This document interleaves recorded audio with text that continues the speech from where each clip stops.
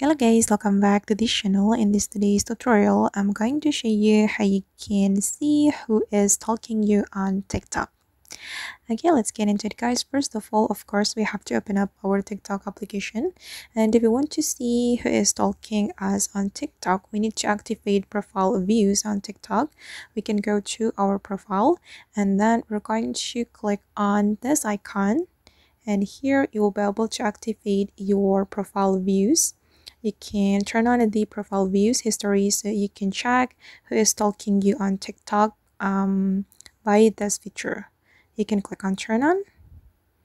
Okay, and you will get information about the account who opened your TikTok profile. And as you can see, these are the TikTok account who opened my profile on TikTok. Alright guys, and that's all the way to check who is stalking us on TikTok. I hope this video will be useful for you. Thank you so much for watching, and if you found this tutorial useful, don't forget to hit the like button, leave your comments, and also subscribe to this channel. See you in the next video.